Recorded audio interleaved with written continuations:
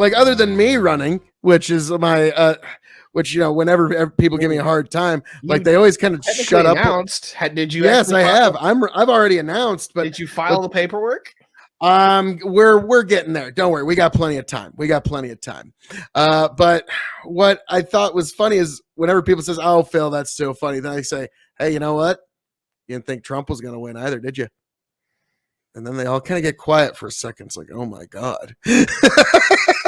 You never know who might fucking take the W on this shit. Like, if you would have told either of us 10 years ago, because I'm guessing you're kind of a guy that pays attention. Wait. Too sexy man doing work on a Friday night, asking ye shall receive. I will get signatures for you, Phil. Oh, signatures. I get Nate Dallon's autograph? Hell yeah. Yeah, that'll be worth something someday. Like when he becomes my Supreme Court justice, which is awesome because when I told him he's going to be my first nominee for the Supreme Court, he said, absolutely not. And I was like, well, now that's why you need the job. Because you don't want it. Like that's my whole administration is made up of people that don't really want the job, but are sadly supremely qualified. So, and that's why, Ty, you're my Secretary of State. You have no desire for the job, but you sadly know that you could do it. I actually wouldn't mind Secretary of State. I just the part that kind of ruins it for me is I would actually have to do what you want in foreign diplomacy, and that just scares the fuck out of me. God damn it, we're building a wall with Canada. Fuck those bastards. They're living too much of it. And while we're at it, we're doing a naval blockade of Greenland. I'm getting a little too fucking too worried about their happy-go-lucky lifestyles. Nate, I sent you the link. Get the hell in here. Get in here, Nate. But no, like, so outside of the straight up memes is that like Secretary of State doesn't make me want to puke, but holy good God, dude. Like, I'm gonna have to sit you in a room and actually tell you where fucking Moldova is. All right. Like, and that just, I don't know, man. And I'm just gonna come back with like Reagan shit. It's like, I don't need to know where Moldova is. Moldova needs to know where I am. And you're just going to be like, God damn it, Philip. And then I just walk out of the room just like, no, Phil, we have more stuff. God damn it. All right. Here's the real question for you. How much of this position do I get a blank check at? Okay. Let's see. I need you to make the moderates happy. So that's a big thing. So I got to give you some leeway. So, all right, basically with energy policy, do whatever the fuck you want and don't start any wars. That's not my thing. That's Department of Energy. For international trade of, making, So here's what I'm going to do. Number one, can we agree that China so close to interviewing our Supreme Court nominee? True. So number one, we agree that anything that we can do to spit in Chinese eye is good, right? So long as they keep taking all of our fucking treasury notes, yes. They stopped doing that this year. So. Well then, fuck them, full on fucking blockade. Well, no, we need all their cheap Chinese plastic shit for Christmas. Okay. No, we don't. Inflation's already here. All right, we transition this bitch while we're here. Okay. All right, so Ty's like, no, we're done with the this. President. It's time to rip this Band-Aid off. It's like, well, shit. Actually, well, Department of Ag, get ready to throw out some more Sunny money because you remember how great the last trade war was for farmers. So yeah, that was. Hey, in all fairness, though, whenever the Chinese had to cave, they caved in hard. Yeah, but it always seemed to be the farmers who had to fucking pay it up the ass the whole way through. So yeah, sure, but tell me, dude, I love you, but tell me that with crop prices right now. Not right now, but you remember how it was 2-3 years ago. I do remember how it was 2-3 years ago, but honestly, I think 2 or 3 years ago is how we got here. Is that we had this whole situation where people were like, oh, well, we'll defer the payment. We'll make sure that, we'll get as little as we can because fuck Trump and his trade war. I don't think Biden being in office was what really kind of reset the stage. Now, correct.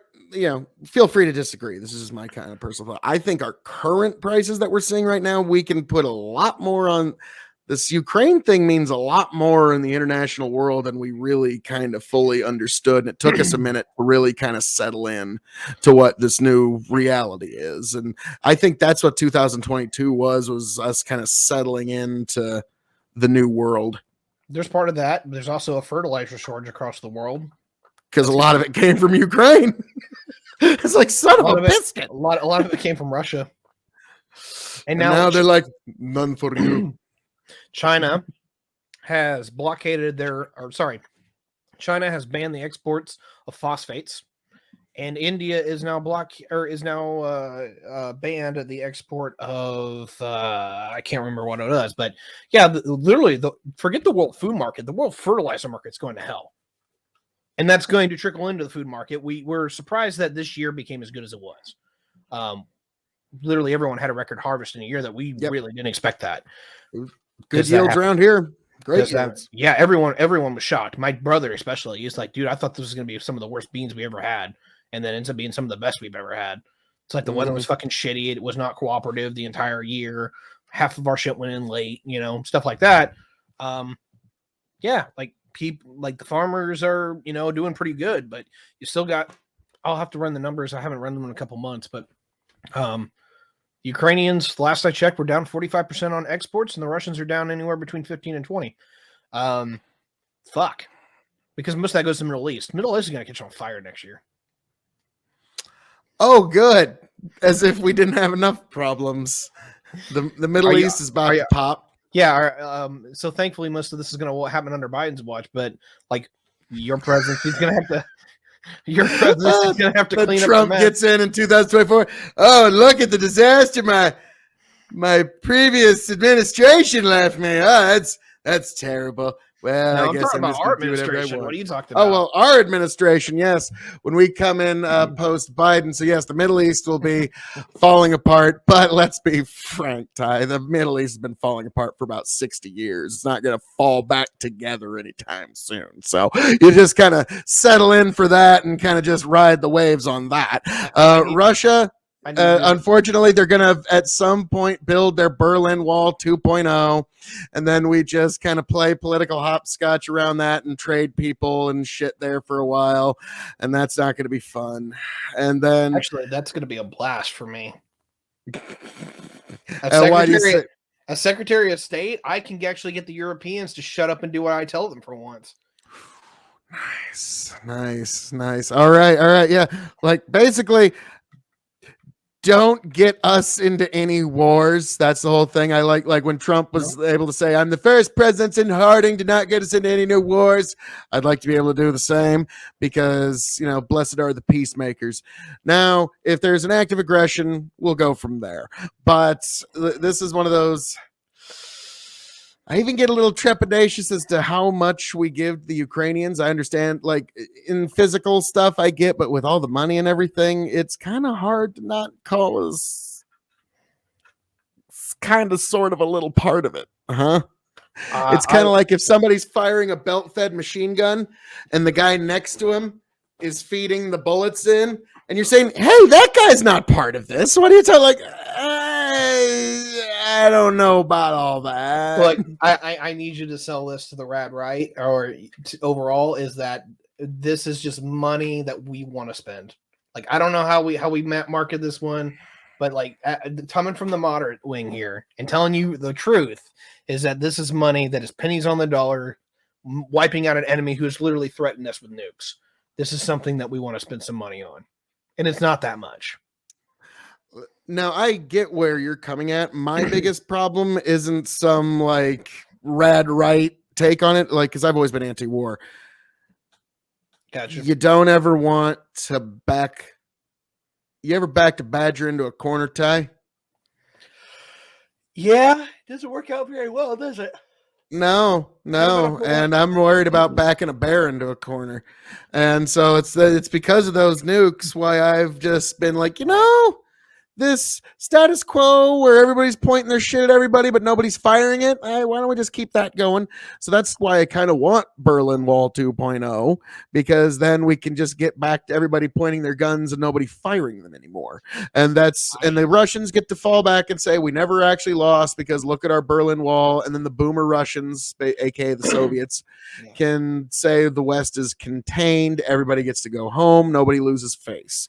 That's how I see this war ultimately ending. I don't know where the fucking wall is going to be. It doesn't fucking Ukraine's matter. Going to win. Like, you think Ukraine's going to win entirely and they're going to drive the Russians out of their home? It's over unless the United States cuts funding. And granted, Congress can do that now because having a Republican House, if all the Republicans say no, then yeah, that's pretty much the end of that gravy train. But the reality is that I'm pretty sure there's going to be a couple moderates inside with the Dems to make sure that goes. Oh, you got Crenshaw that will just fucking fall over himself to, I never saw a military spending bill I didn't like. Like, yeah, that's Crenshaw. So, and it looks like he's in on the new insider trading cookie jar. So we're going to start calling him Crenshaw Pelosi. Yeah, I heard something about that from you. You're going to have to send me a source on this one just so I know what you're talking about. But it wouldn't surprise me. Unfortunately, for congressional members, insider trading isn't illegal. Oh boy. So yeah, that's one of the, like, there was some folks that were just following Pelosi's trades and they were like getting like 68% returns, like shit that's unheard of. It's like, what the like, okay, you're clearly operating on information that we're not. So you think Ukraine's, like, to me, I think we're gonna, if this isn't solved by February, we're going to grind to some sort of god-awful stalemate. The grind's here. The grind as far as everything slowed down because of the winter. And right now it's the warm winter so far in Europe, which means that everything's mud, which means nothing's going anywhere. Because while your Russian and Soviet equipment is built for mud and snow, the logistics aren't, because logistics are run by truck. So everything's probably shut down. But when we get back into March, April, and May, when the rain stops, when the snow stops, things dry up a little bit. Springtime is good time. Springtime over there starts looking a lot like Kansas. Okay? When it comes to it, they're going to have 500,000 Russian troops versus a very well-equipped, fortified up Ukrainians that are ready to take the fight. I'm putting money down right now, unless everyone pulls the plug out of supporting Ukraine, Russia's toast. Because I don't care if they put 1 million men in the field, the Ukrainians can absolutely just bitch the shit out of these guys now. It is ridiculous the level of military competency that they've built up. Granted, they've got some help from us with the intel, but even if we decided not to do that at this point anymore, yeah, I think this is over for the Russians. Because the number one thing you got to do in a war is you got to fight it, and you actually have to be competent of it.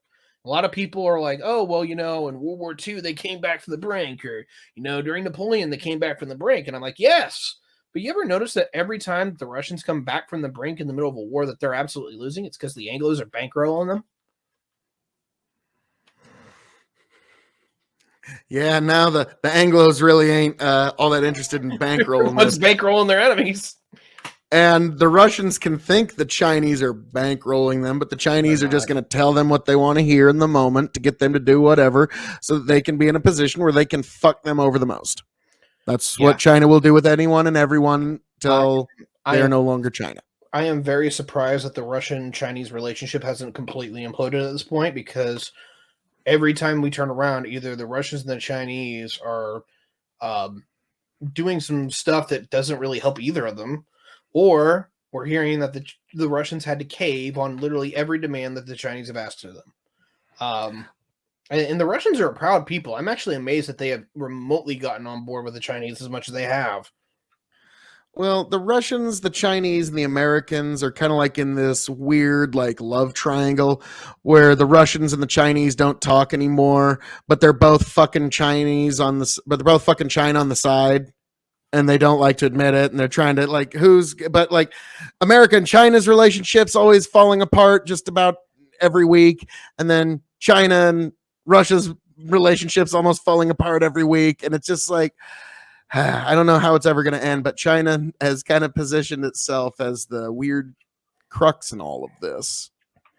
Well, I've said this on a couple of panels, and I mean it. Number one, I don't expect China, the PRC, the People's Republic, to survive this decade.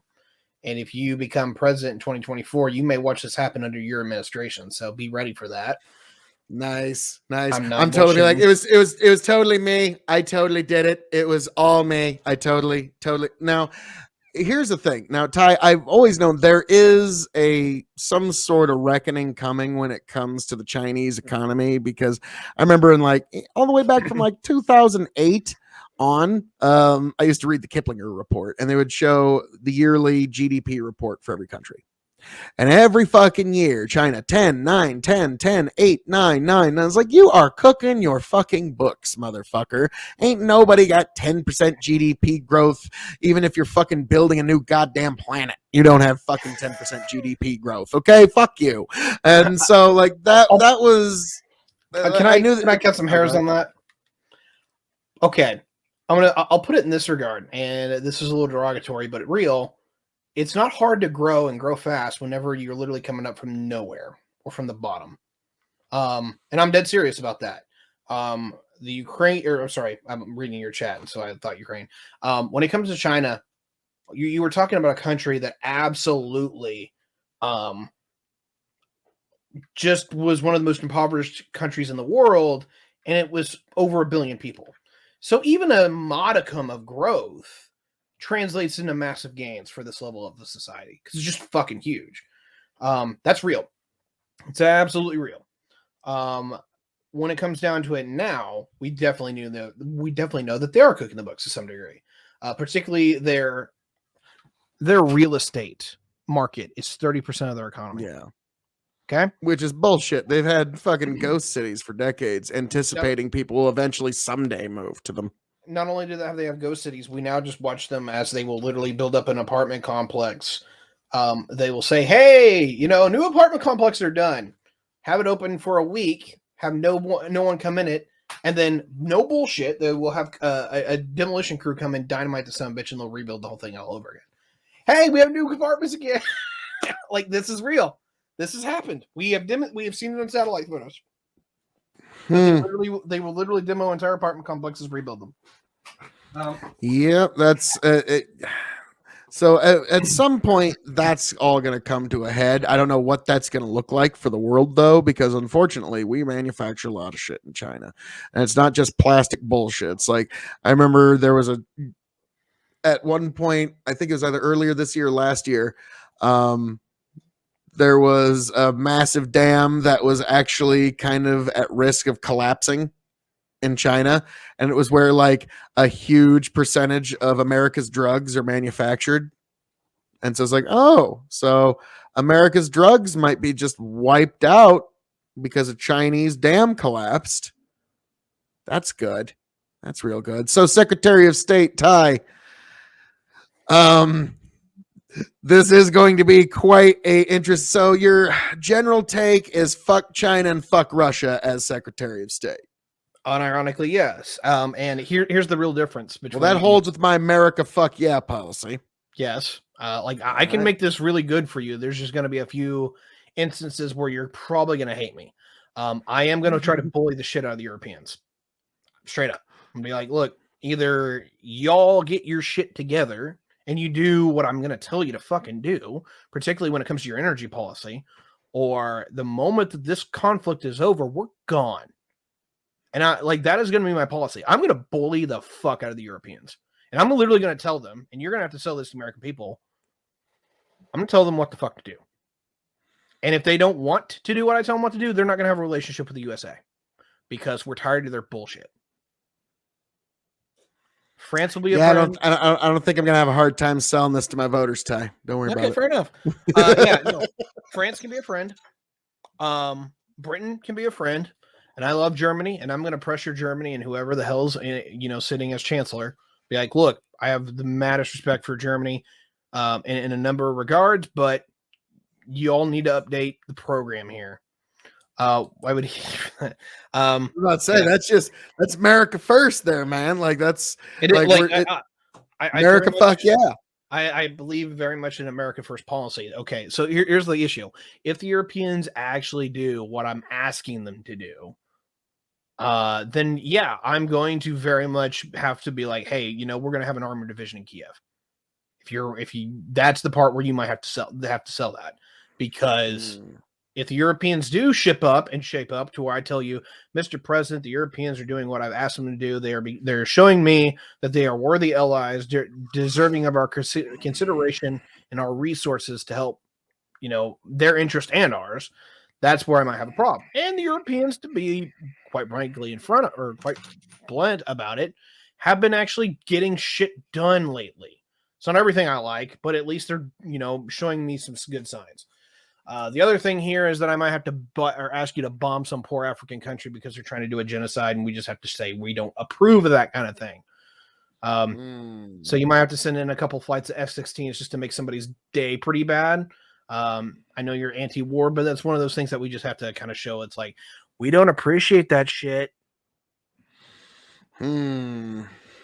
That one will be a harder sell, to be honest, for you. Like, I get that there's genocides going on, but I don't like invading other sovereign nations that we haven't previously put troops there. No boots on the ground. I'll literally be like, hey, look, I'm gonna have you roll in a squadron of F-15Es. We're gonna bomb the living shit out of this place, and this place. There may be some civilian casualties. There may be a dead leader, but quite honestly, Tiberius just does the well. So Phil, I might have done something. I decided it was better to ask forgiveness than permission. It's like, God damn it, Ty. Not my case. Okay. The number one rule of the secretaries is simple: you serve at the pleasure of the president. I'll tell you in the office, I think you're a dumbass, but I'm not going to do anything that, because guess what? If you're the president, the people voted for you. They didn't vote for me. That's the end. All right. Duly noted. Awesome. Because I do want people that are loyal to me, but I also want you to give me no bullshit, because I do like what I'm hearing about Europe. China is going to be a hard sell for a lot of people, but we do eventually need to reassert ourselves with China. Russia, that one's going to work itself out in one way or another. And I think when we do get to the wall points at that point, so you were saying you wanted to put in division in Kiev? Worst case scenario that you would have to defend to your base is that eventually when the war's over, and quite honestly, this would be after the election, because I think the war's going to be over next year, is that if Ukraine's our friend and we validate them that they should continue to be our friend, then yeah, I'm gonna ask you with the Secretary of Defense, depending on whoever the fuck you find for that position. It's going to have to be some iteration of Dick Cheney's floating brain in a jar. I don't know which one exactly, but if I want to keep my office, the DOD better be headed by some fucking, break out the deep state connected. Break out the Futurama references, right? Yes. But no, I like that. That's where I'm at. Is like I'm gonna partner with the SecDef, and I'm be like, hey, look, our mission is the stability of Ukraine as they rebuild. I'm sure Congress and some folks are going to ask you to spend money to help them rebuild. I don't know how you feel about that one. I don't care one way or another. But what it does come down to is simply that for me, if we're going to be there after everything's over, we're going to have to. We can't just win the we can't win the war. We got to win the peace.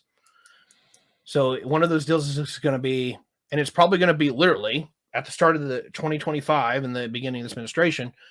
Is anyone in Europe worthy of being our friends, particularly the ones that we just spend a shitload of money to make sure that they won? Well, I mean, the rebuilding costs would just be a part of, you just kind of sneak that in the pork of the bill to authorize the military going there, to be honest. That's just the way that always works. And so basically, Ty, what you're asking President Phil to do is to create another demilitarized zone, just like between North and South Korea, which is what... If there's that, okay, real take here. I'm not nearly concerned about Ukrainian security. I'm saying put an armored division there just to force projection, to be honest. What I'm really concerned that I'm going to have to go in your office with is, Mr. President, we are seeing the collapse of the Russian state writ large with certain military units. Again. Yeah. With military units going rogue. And we are seeing Colonel Vyacheslav Molotov here, right? And he is in charge of nuclear weapons, and he's an extremist. And he's off here in this base in the middle of fucking nowhere, but we fervently believe that he may sell a nuclear weapon on the black market. No, not again. Jesus, this is like the '90s all over again. That's actually what I'm very afraid of. I'm saying this is that if Russia loses the war, it would be such a humiliation that Putin's government's in question. And as president, you're going to have to deal with that. And now, Ty, do you see why I'm letting them hide behind their wall? Because the fucking alternative is awful. And so the reality is, wall or not, that is very likely to become the case regardless. Yeah, so you're predicting Russia and China collapse within this decade. Oh boy, it's going to be a very eventful administration. Well, here's the thing: if Russia goes to shit in the way that I think it will, is that it will happen before we take office. Because either the Russians, I think the Russians will lose the war this year. Like, it's going to be on the wall for everyone to know. During the summer is that we're going to see the Ukrainians just kick their ass across the board, absolutely just kick their ass, and then the Ukrainians are going to be on the peace deal. Or are going to be asking for the peace deal. And honestly, it could be literally another North Korea situation where the Ukraine and Russia could just never, make a peace treaty. They maybe draw a ceasefire or whatever. But if that actually happens, the government in the Kremlin, the Putin government, very questionable if it survives.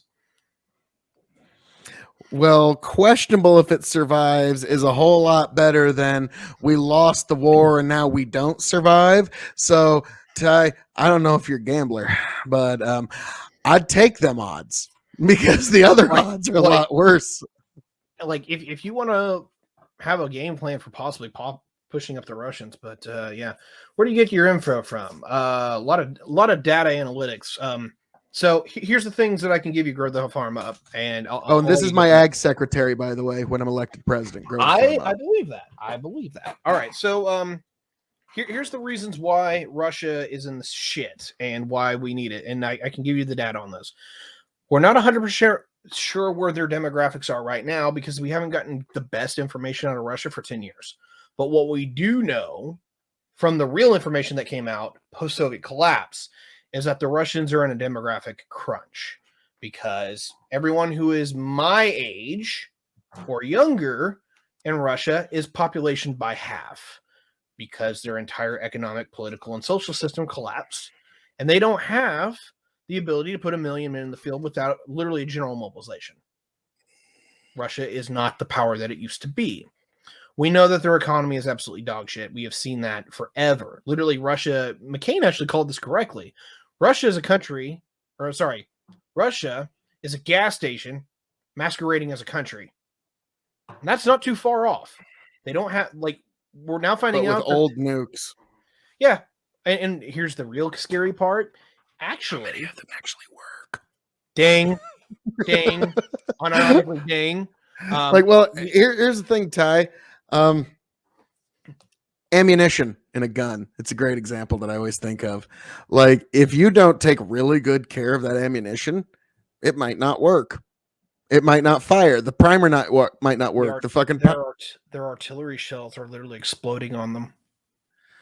Well, that's I honestly wonder, with North Korea, especially, folks like them, but even Russia, even just to be frank, even some of ours. We probably include, if we actually hit the button, it's probably 50 nukes that actually need to launch. Okay. It's not the whole millions, but, I'm betting they're pretty worried if we hit the button, is that fucker just going to blow up in the silo? The missile itself, probably, yeah. Their shit is so poorly maintained from what we can tell. And their nuclear forces are probably even worse, not better. Because their nuclear forces are stuff that doesn't even get a test firing, right? So when it comes down to it, at least for me, is that there is a very real chance that, and some people have actually gamed this, that the Kremlin could theoretically try to fire a nuke off in Ukraine, but it doesn't work. Yeah. Like they actually try to let it off and the damn thing just doesn't explode. Or, you watch a missile fly off from whatever launcher it has and it goes 2 miles and then crashes into the ground. Well, yeah, it's like Fallout where a nuclear missile falls in New Vegas and it just doesn't explode and the whole town gets built around it. Like, so then you as Russia get A, the bad publicity of dropping a nuke, and B, none of the tactical advantage of actually dropping the nuke. It's like, that's the worst of both worlds. Like, it's like, oh. By the way, I don't expect that the Russians are actually going to drop a nuke in Ukraine because I've made this very clear. This is the moral equivalent of the high school bully going up and beating up on a young kid, right, or a little kid, right? But the little kid is Ukraine, and apparently he has a black belt and whips the shit out of him, right? What is the What is the equivalent of a nuke? The schoolyard bully, because he's getting his ass beat, takes out a fucking gun and shoots the kid. Can you literally just put any other picture out there in the world to where you are going to have no one who ever wants to deal with you ever again? Well, that's why I always say whenever people say, oh my God, this person's going to drop a nuke on us, I always have to say, okay, the nuclear bomb is the single greatest invention that is a deterrent to invasion. No invention since has been a greater deterrent to invasion before or since. No one is going to drop their nukes. Please grow up. Okay? Like, it's not going to fucking happen. Russia's not going to drop its nuke. Now, what's going to happen? You're going to hate me when you see this, Ty. Russia's going to drop a bomb somewhere with just a little bit of depleted uranium in the fucking load of the missile, and they're just gonna say, Russia's dropping tactical nukes. Oh my God. Like, you're gonna see that. And like, our Western media is going to flip the fuck out, and and Russia's dropping nukes now. It's like, dude, this isn't even close to what we did in Iraq with our depleted uranium. Don't even fucking no. We don't get to fucking play that game. Okay, if the Russians are actually stupid enough to put depleted uranium rounds and artillery shells or bombs, that just shows how bad their system is, because that's not something yet you use depleted uranium for. It's either like high impact kinetic weapons that you put into tank shells, or it's the tank armor. So, like, yeah, if they're putting in bombs or artillery shells, that is a one hell of a waste to deplete uranium. Yes, but just you wait and see. Even if they could find like somebody like brushed it up against one, a little bit of depleted uranium before they loaded it in or something, like our media is going to be desperate for that nuke narrative, because let's be frank, if it bleeds, it leads. And Ty, if the CNN saying nuke is dropped, you and I are streaming that night. Probably. I mean, you're like, whether it's true or not. Like, so apparently, what the fuck? Grow the Farm Up says Ukraine is not beating Russia on their own. Why do you think Vladimir invaded? Hint, it's kind of a trick question. How much can I bet on that depleted uranium? Like, I don't know, Bandit. We need to see if Caesar's Palace will take a line on this shit, but like, yeah, we will see. But yeah, I don't really want collapse, but like eventually it's going to happen. Never was it written that the Russian Federation nor the People's Republic of China will last forever. So eventually they'll have to have their own, well, we used to be Great Britain, now we're the United Kingdom. One of those financial reshuffles. So that'll happen at some point. But, well, so Ty. Yep. We've had Russia collapse in our administration. We've had Chinese collapse in our administration. You're going to bully the Europeans. You're going to be pressuring me to do some things I'm not exactly comfortable with in Africa. Is there anything I need to know about in Antarctica or Australia while we're at it? Aussie should be pretty tame. Yeah, let me get there. The Aussie should be pretty tame. That shouldn't be really an issue unless something horrible happens. Antarctica, I mean, most of it's just going to melt. So, hooray. Jesus. Okay. Most of it's just going to melt. You'll love this. Like, I offered Eiko to be the head of the EPA. Oh, yeah. And at first, like, I don't know if I want the job. Well, don't worry, Eiko. Then I'll just ask Mitch McConnell who he thinks I should. Oh, wait, Phil. Wait, whoa. Come back here for a second. Maybe I can, because that'll be a gimme to the left. Like, hey, I made Eiko the head of my EPA. Fuck. What the fuck do you want from me? Come on, man. And so But yeah, so South America, that one, you're just gonna how are we gonna handle that? Because Brazil's crops are kind of a counteracting to America's crops, and I would love to make. By the way, I would love to make like my head of the DOD. I'd love to make it like either Connor or Sam, but I realize if I do that, no, I won't be allowed to keep my office. It better be Dick Cheney. They'll even say, no, Phil, you better put Dick Cheney's floating brain in jar. They will accept Connor. Like, if you absolutely have to kiss everyone's ass, then you can put your favorite Crenshaw in the DOD, and they'll fucking suck your dick forever. Oh, God. Oh, Jesus. Oh, God, you're right. That is just as good as Dick Cheney's floating brain in a jar. Oh, God. Like, I just puked a little bit, but I realized, like, Tiberius like, that's me realizing I have to dominate Dan fucking Crenshaw to the head of the DOD. Like, I'm like, oh, God, really? Really? God damn. If you want, you can try to get Connor on board. But yeah, other than that, you're probably, if you're wanting to appease some folks, you might have to put up somebody who's, else up there. So good luck. Oh, yeah. Nobody said ruling was ever going to be easy, but, hey, it's either that or let folks like Biden take control. So, hey, it's about time. So the extreme administration will do well. And then once we nominate Nate Dallin to the Supreme Court, and he'll be the best. Oh, actually, no, don't nominate him to the Supreme Court. That would be a misuse of his talents. Nominate him for what is it, Secretary General? Attorney General, yeah, sorry. I get that and the law one mixed up sometimes, or the doctor one mixed up sometimes. Yeah, the Surgeon General. Surgeon General, yes. Now that one, like, I always kind of joked, like, well, I mean, you'd be a great Attorney General, but it'd be kind of like Pence. It's like, God damn it, you're not doing the things I'm saying for you to do. It's like, well, no, I'm not going to do that because I have a very principled reason. But what the fuck? Just what the fuck is that? So no, his perfect place is the Supreme Court. Okay. So what you're saying is that basically the moment he makes a decision that you don't like, you can just say he's gone rogue. Well, it worked out so well for Trump. I'm kidding there. I'm kidding. Like, he would be a good Attorney General, but that's just one of those. I don't know. I feel like you need like some really good old timer that's just been in the legal practice like 1 billion years for that, and then that'll be a good. I like the way that's going to generally go. But yeah, so Ty, you're on board for Secretary of State. We're going to have to iron out some policies. I don't like come on, Phil, you got to just bomb a random African country once. I'm like, hey, well, I don't know about all that. I'll put it this way. If you see the end of China, you see the end of Russia, you're probably going to see the end of Africa. And I'll put it this way. Ironically, you kind of want for everything to go to shit. Because if everything goes to shit, then there's no individual one that you can say, all right, we got to bomb these people. So just hope everything catches on fire and you're fine.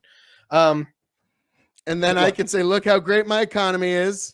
My economy is doing incredible. That's mostly because every other economy is doing absolute dog shit at the moment.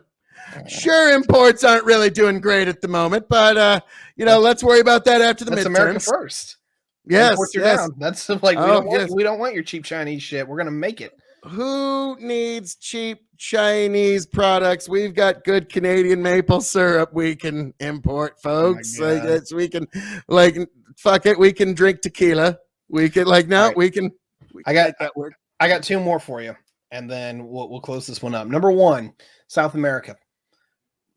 We can literally play it fast and loose. We don't have to do a damn thing in the whole continent. The continent can be whatever it wants to be. If we want to mold it a little bit, we can. If we want to push some stuff, we can. The only thing that you really need to care about is Colombia, just because if you want to nip some drugs in the ass, that's where you kind of want to go. So, well, my big problem with South America is it's now becoming China's plaything. It's where they get their grain when they don't want it from us. So I'm 100% behind the Monroe Doctrine. Like that's kind of America first.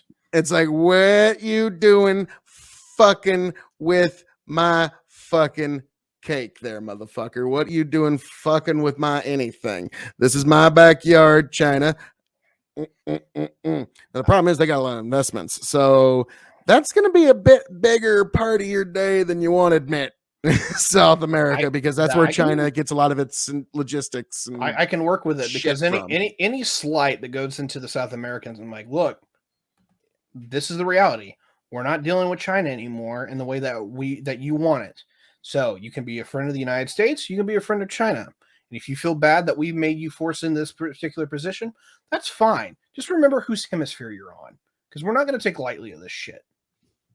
I'm going to play hardball with a lot of countries because, quite honestly, I get where the Secretary of State has been for the last 100 years to where it's like, all right, we play it very nice. We get everybody to get together. It's not going to be my administration. Not going to do it. Well, not in a world where everybody's collapsing. We don't have that luxury. So we need...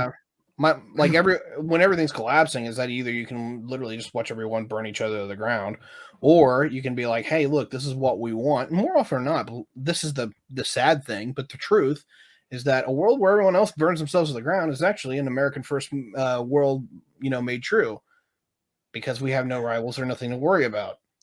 To quote Game of Thrones, chaos isn't a pit, it's a ladder. Yeah. And so, yes, we will make America great again on the world stage. Now, it's unfortunate that has to happen, but we didn't cause this collapse, but we are going to make sure that America is in its best position possible. So you said, so that's South America. I'm liking everything I'm hearing on South America there, because its ag base is really a weapon for whatever country wields it. And so the thing that you can do is that you can just tell them, it's like, hey, look, you don't have to trade with the Chinese. You can just trade with the Europeans. They'll take it. If you want, I'll even let you trade with the Middle East. They will buy your food. Do not send it to China, or else I'm going to actually hit you with secondary sanctions. Have a nice day. Nice. All right. I'm going to play hardball when it comes to, because I firmly believe in the Monroe Doctrine. I'm going to make that doctrine is in, bitches. So, all righty. All right. And what was the last one? This is entirely up to you. This can happen or it doesn't have to happen, because it's going to ruffle a lot of feathers. I'm going to go to, at your discretion, I'm going to go to the provincial leaders of Alberta, Saskatchewan, Manitoba, and I'm going to go, hey, look, your future doesn't exist with the Canadian Union. If you want to keep going, that's fine, but you're on a sinking ship and you're gone in it's gone in 30 years.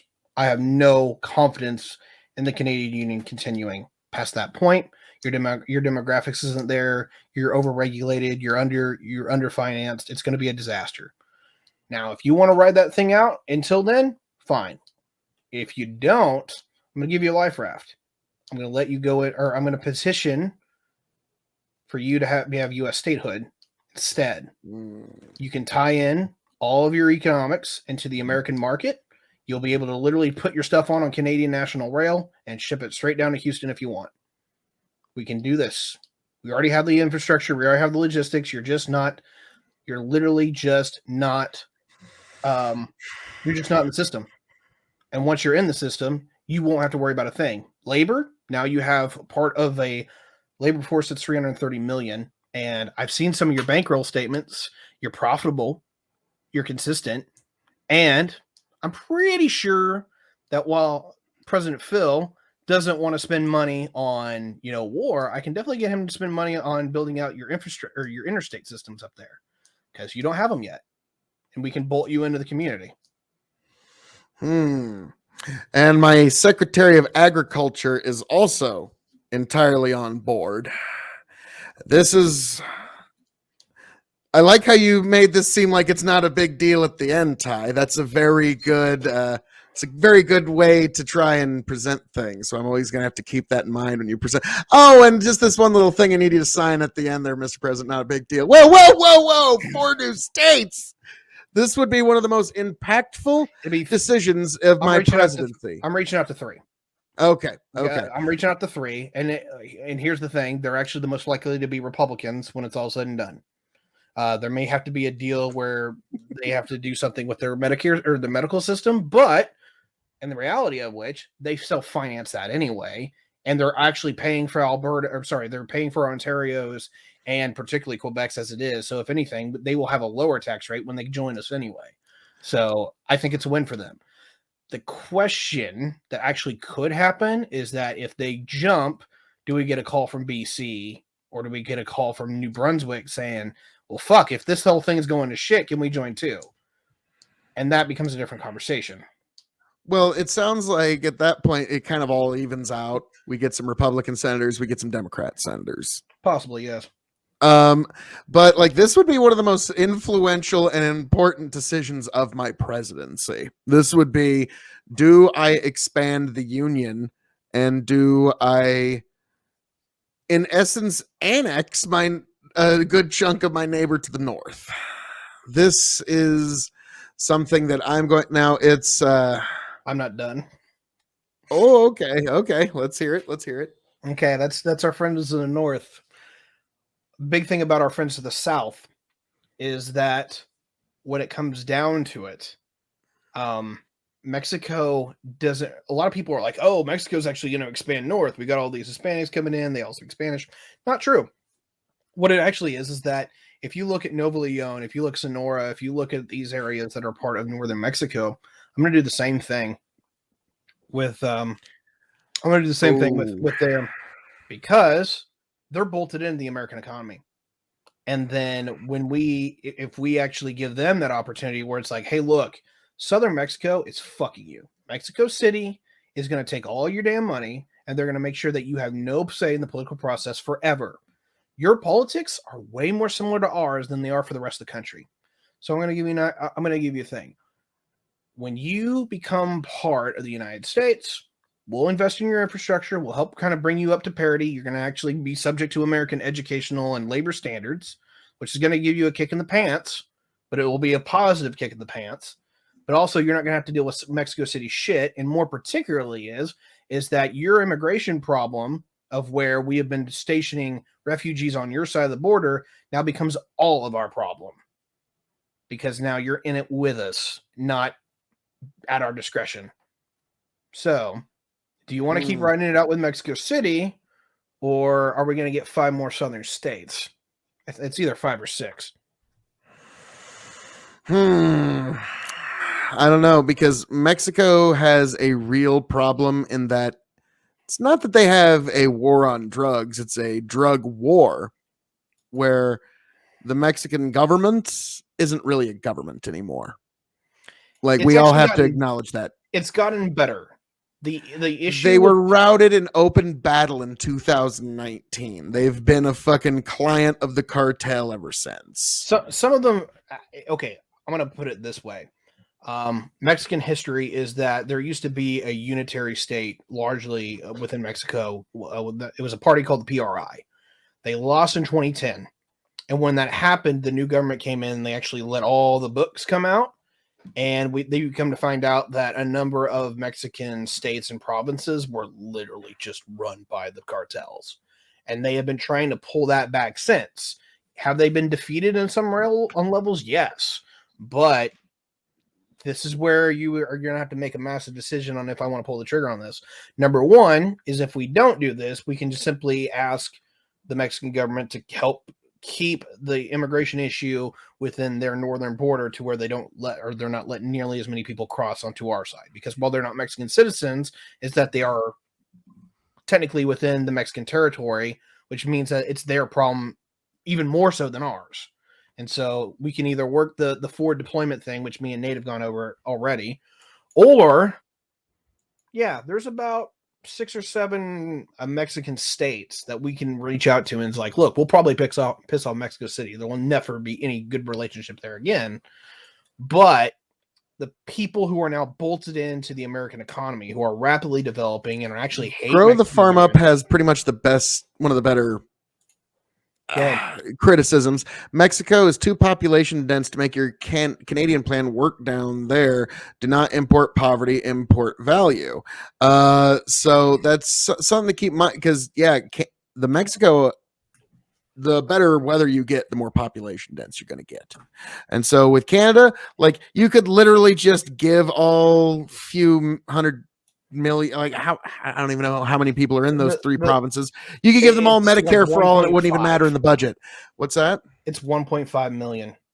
Okay, yeah, you could give them all Medicare for all tomorrow, and it would make no overall difference in our budget. And then there would be your test case for that for state by state. But anyways, the Mexico problem is, like I said, there's a bigger population density. There's a way bigger difference in economic reality there, and I've heard this even back in the 90s, and the argument is like we're gonna annex some of the most impoverished and basically some of the hardest places to actually rule on God's green earth is northern Mexico. It's one of the hardest places to rule because it's a fucking narco state. Wrong. It's want to bet? Yes, I do. Actually, go down there and run your mouth. See how long it takes for both of our mouths to get shot off. I get what you're saying. Here's the reality. These are the areas that have grown most economically and both institutionally in Mexico in the last 20 years. If there is anyone who's actually benefited from NAFTA, it's these northern states. Now, granted, I'm not going to lie, some of these states have a couple million folks in them. That's not a joke. That is a serious concern. You're not wrong that you're taking on a lot bigger of a bite when it comes to when it comes to actually like chipping into this. And so if you want to just say go up to Canadians, that's fine. Totally on bill with that. But when it comes down to it, is if we want to solve, that might be a territory at first. I don't know. That's a tough one. If we want to go about solving the issue of immigration and drugs in a big way, this helps us a lot because we're basically forward deploying U.S. institutions closer to our problem. I almost wonder how much good would just general decriminalization of most drugs be versus that, because you're destroying their profit margins. If you want to go after that, I'm not going to stop you, because that's domestic policy. But it is domestic policy, and you'd have to talk to you have to talk to your DOJ. But my whole thing, and Congress, because they're going to want to say this. But if anything, it seems to me the radical right is against decriminalizing drugs more than not. But here's my thing. I can deal with them. Don't worry about that. That's fine. My thing is this. I don't want to encourage drug use. I don't want legalization. But what I do want is that throwing them in jail doesn't work. We need to do something different. If you want to sell something different, I'm not gonna sidestep that. I'll support you 110%. Excellent. So, all right. So Mexico and Canada, one of the most influential and consequential decisions of my presidency. And you will have to negotiate that however it goes down. I think we might have to go two separate, like if we were to go your route 100%. What I would say is for each individual province and state within Mexico and Canada, each having its own contract that's in essence custom designed for them, where they each eventually gain their own statehood over a period of time. They enter the United States as territories, and then over whether it be 10, 15, 20 years, whatever, take their pick, then they enter statehood at that point. And it would be to what would be the most advantageous to us, because we're the one that's showering the gift of American citizenship. We are endowing the glorious gift of American citizenship upon you. So it's not too much to ask. That's the problem. You're probably going to either want to go full tilt in it or not. Like if you're going to say, hey, be a territory for a couple of years, I got to get this through Congress. That's the thing. Like, I don't remember the terms for admitted to union, because we haven't admitted another state since literally 1910. Or actually, no, technically it was Alaska and Hawaii back in 48, or was it 50? Don't remember. I don't remember what the plan was, but usually Congress is not going to sit there and go, nope, these people can't join. Like I would be shocked if somebody actually applied for statehood and they said no, particularly if it's somebody who speaks English. Well, I mean, look what happened with Puerto Rico.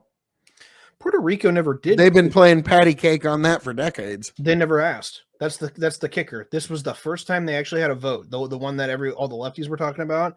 It was the first time in 150 years of not 150, in 100 years of voting in Puerto Rico. It's the first time they've actually asked. I'm sorry. Grow the Farm Up says, you go ahead and head down to Juarez, Mexico there, Tiberius, and let me know how much of it you want to annex into America if you make it back. Sorry. It's like, yeah, that's a hard little fucking area, Mexico there.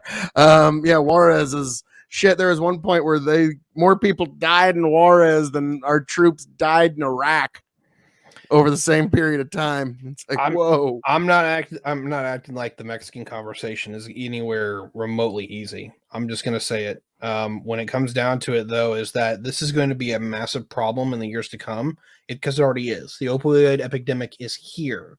The drugs are here. Immigration is here. It's all happening now. And if no one solves it, then we're going to have to pay the consequences of not. It's going to require bold action. It's going to require big actions, and it's going to require some people getting their hands messy. Now, do you trust the Mexicans to handle this shit, or do you trust us to handle this shit? That's just really what it comes down to, for me, at least, anyway. If you want to split the difference, reality is the like, do we trust them? Well, if everything I just said is true, then you can't really trust the Mexican politicians because they're just talking with a gun to the back of their head that's being held by some cartel guy. Like, yes, I agree with that. No, I do not. And so, yeah, like, how much can you trust that? So, all right. So Tiberius wants to annex about a third of Mexico, about half of Canada. Is there any other land we're annexing while we're at it to build the American empire, Tiberius? We might revisit Greenland. Okay. So Trump's like, what if I buy Greenland? What the hell? That'd be kind of cool, wouldn't it? Let's see. I trust the power will handle this shit right now. The cartel have it cut deal, and if I like annex 3 provinces of Canada, that's a winner. Now, there's two real theories to this. Number one is that you get up in their face and you take a very hands-on approach. That could be a mess. It could be bloody and it can go sideways. I'm not acting like this is the thing that I want to do. Decriminalization is actually the far better option because you take away their major monetary sources. Yeah, so Grow the Farm Up saying that they will be violent, so you're gonna have to head to the border a couple of times apparently. So that'll be fun. Ty's gonna be heading to Mexico quite a few times if he's Secretary of State. So don't worry, that will be a thing. But so that's the problem is. Like I said, I'm not quite as optimistic as you because, like, I've seen the worst parts of humanity that are connected to some pretty bad parts of shit. And to me, I think the narco state's just running shit in Mexico. And to try and say otherwise, do I want to fucking make a deal with the narco state? No, not exactly. But guess what? That's our neighbor to the south, and that's what every administration has done for the last 25 years is they've been in some way, shape, or form. Now, Obama picked a cartel. I forget if it was Zeta or which one it was, but he basically picked a cartel in hopes that he would take out the rest of them, and then all they did was cause another goddamn actually, it was arms race. Unfortunately, it was the opposite. What happened was that you had one cartel basically got in control of everybody else. This was El Chapo, if I remember right. I forget what his name was. Yeah, I think it was El Chapo, but his cartel, the Sinaloa, had basically gotten control over most of northern Mexico. And I'm going to say something that's incredibly disgusting to some folks, but he actually put a level of peace, stability, and reasonability within these folks. I don't condone what they do, but they weren't openly like, hey, we're going to extort you and fucking like kidnap your children and shit. That's not really their MMO. What it largely was is unless they hey, look, really, really want to. Yeah, like their whole thing was that they're drug runners and anything that helps with that business. So they are part of the problem with the opioid epidemic. I'm not going to act like they're not, but their whole thing was at least they helped cut down the murder rate in Mexico and the United States because they weren't going around killing the shit out of everybody because they imposed a level of order. When he got arrested by the Obama administration, or well, the Mexicans and the Obama administration working together, all hell broke loose. And then you had a number of, basically everyone went at it, and Mexico's murder rate shot through the roof. And we've actually seen that pour into a few communities here in the United States. Guys, the drug war is here. I know the media isn't talking about it, but it's already here. It's just been kind of shoved under the radar. And it's probably going to get worse before it gets better. whoever wins in 24, and if it ends up being President Phil K.O.E., this is going to be a serious issue that you're going to have to deal with. So we're going to finish the wall. I mean, you can, but the problem is the wall is making it worse. Well, it's because it's not finished. Me and Nate will try to set you straight on this, okay? That's why Ty's like, no, Phil, I need Nate as your attorney general so the two of us can kind of like, no, you need, please just listen. A little bit, yeah. Girl Farm, actually, all ag secretaries also work for the CAA, long-standing tradition. I can solve your Mexico problem, but it might take one of those black market Russian. Oh, well. So looks like the rest of my administration is really gung-ho on this Mexico thing. And I'm the one that's like, hey, guys, are we sure? Are we sure about all this? Like, oh my God. It's like, I'm a zealot. It's like, we should annex these states. And then, I've got the rest of your administration being like, let's nuke Mexico. And I'm like, it's like, whoa. Ty, I thought you were going a little hard in the paint there, but Jesus Christ. All right. I love you all very, very much, but I am actually like at 40 minutes overdue. I need to take a shower and call it a quits because it's 2:30 here. Well, give the folks a good shout out. Where can they find you, good sir? Well, most of y'all know me. I haven't seen anybody here that, I haven't seen before on this particular show, but my name is Tyberius D. I largely talk about geopolitics, and you can find me on YouTube, TikTok, and Twitter. Holy shit, I can't talk today. Haven't done a lot of content lately. I've just been kind of chilling and streaming. Like, holidays are always stressful for me, and yeah, this last month has been awful. I'm trying to get some like actual professional content made, but lately I've just been like kicking it on the YouTube. We literally have been playing a game called Victoria 2, which is basically play from 1836 to 1936. And I got the moniker Tyberius D because as the United States, I took over northern Mexico, pretty much all of Canada and Greenland. And once I took over Greenland, I was just basically Trump or pre-Trump, Tyberius D. Yes, a nuclear weapon is a negotiating tool. So always remember that when you go anywhere in the world, Secretary of State Tyberius. Congratulations, you turned yourself into the modern version of Iran and North Korea. All right. Compare me to Reagan. Flattery will get you nowhere, sir. Yeah, well, your ag secretary over here, it's like, look, if we can get together at least on the Canadian issue, good. But like everywhere else, it's like, stay out of my fucking policy. Oh shit. All right. So looks like I need to start filming my cabinet meetings because that's going to be a better fucking online drama than anything. That'll be fucking awesome, dude. Like, I'm just going to live stream that shit on TikTok. No, in all fairness, though, I know I'm being an asshole when it comes to this, but the reality here is that having the secretaries that actually work together would work well because agriculture is going to be incredibly important to, very important to my job, because if everything does go to shit, the number one commodity that everyone's going to want is food. Yep. America, even in the worst economy, we've got a great ag sector. Yeah, pretty much. We're the number one exporter of food.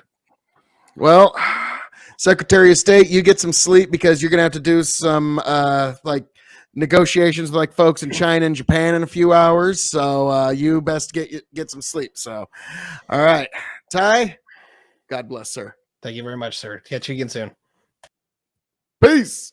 So yes, folks, the administration of extreme jealousy does not become you. Tiberius and I work for the CIA. Food is the number one weapon. We have to grow the farm up. Ag secretary, Tyberius D, my Secretary of State, because I got to appease the moderate Republicans. The folks are going to vote for Mitt Romney. So Tiberius is perfect for that. And it's just as perfect. And he wants Nate Dallin to be attorney general. So the two of them can just kind of like double team me in the fucking office. Just like, no, Phil, you got to do this. You got to do this. And so I could see that. But no, Nate, his place is on the Supreme Court, whether he knows it or not. So that was a fun little run in from Tiberius, folks. Smooths itself out. Tell you what I'll do if I ever get back. I promise to refabricate you, raging Rivers of gold. That's what the brochure advertised. And now we're lost. We gotta take it down. Let you down slow. It's hard to survive. Nice. El Dorado. Oh, Lord. Well, let's see how that one went. Yeah.